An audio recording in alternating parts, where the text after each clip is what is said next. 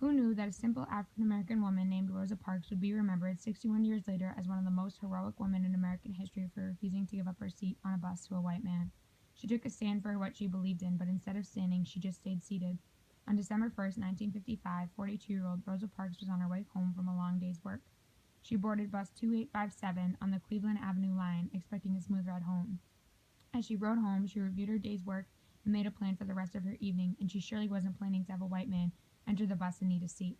After refusing to give up her seat in the blacks-only section, bus driver J. Fred Blake had Parks arrested for violating segregation laws. On that night, she was fined a total of $14, and suddenly an entire civil rights movement erupted. On that December day, Rosa Parks shed a dramatic light on the mistreatment of African American people and sparked the flame of change.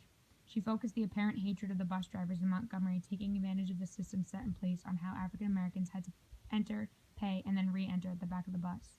She brought attention to the fact that there were drivers similar to J. Fred Blake, who would take a person's money and leave before that person could re-enter. She also brought attention to all those before her who had stood up for what was right.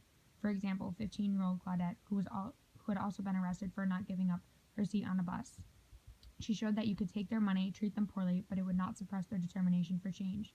The myth of Rosa Parks not giving up her seat on the bus due to the fact that she was tired was put to rest when she herself explained her exhaustion. Mrs. Parks commented, "I was not tired physically or no more tired than I usually was at the end of a working day. I was not old, although some people have an image of me as being old then. I was 42. No, the only tired I was tired of giving in."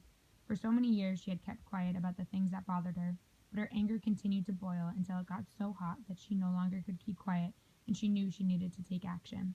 She is a true example of taking an opportunity as it comes to you and making a difference with a simple action. She did not enter the bus with a plan, and nothing about that day was premeditated. It was a spontaneous action that made a lasting change. After the arrest of Rosa Parks, this spark was ignited within the African American community, and all they wanted to do was make a change. This began the Montgomery bus boycott. On December 5, 1955, 4 days after the arrest of Rosa Parks, Martin Luther King Jr. started the biggest movement against segregation.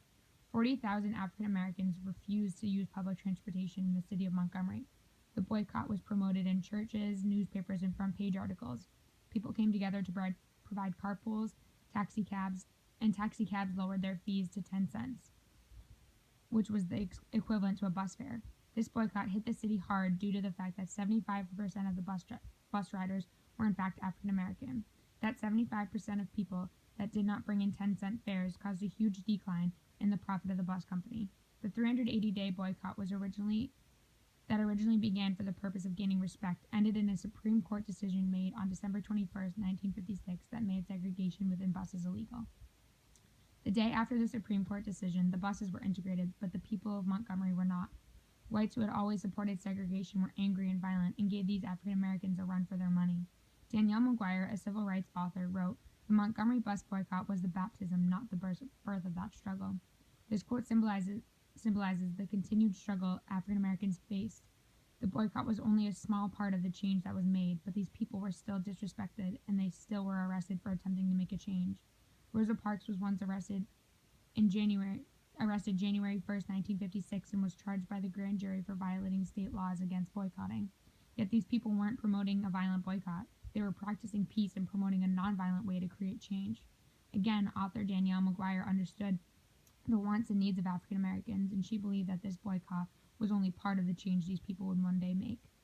She not only had an effect on the immediate future, she also had a lasting effect on this country. Today she is remembered every December 21st in many ways. In New York City and Washington, D.C., there's a seat left empty behind the bus driver to symbolize the seat that would have been saved for Rosa Parks. Her arrest was portrayed in the National Portrait Gallery that it has a hall dedicated to people who have suffered injustice and equality.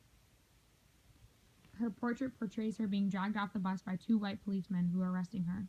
The portrait symbolizes the pain she felt on that day, but also the resilience that grew within her. 6 decades later, America gained its first African-American president, something that Rosa Parks would be unbelievably proud of. Every step forward toward full integration can be traced back and through the legacies of Rosa Parks. Rosa Parks was an amazing woman who inspired an awesome movement. She was determined to make a difference and to one day live a life that was free from segregation laws and groups like the KKK. Rosa Parks grew up listening to her grandfather talk about racism and how a change needed to be made. Since those simple times in a small town, Alabama, she never feared the consequences of trying to make a change. As she grew into a woman, Parks became a member of the NAACP and soon after became the secretary for the Montgomery branch. She became part of the Montgomery Voters League, helping people pass the test that gave them the right to vote. After her arrest in the Montgomery bus boycott, Parks moved to Detroit and started working with a Detroit congressman to help bring diversity to his campaign. As she grew older, she was honored with many achievements, such as the Presidential Medal of Freedom in 1996 and the Congressional Medal of Honor in 1999. Reverend Jesse Jackson looks back on Rosa Parks' life and says, "She sat down in order that we might stand up." Paradoxically, her imprisonment opened doors for our long journey to freedom. Rosa Parks was one successful woman in more ways than just her one day on a bus. She created a movement that changed lives, that changed laws, and that changed America. If it weren't for that day in December, American history would not be written as it has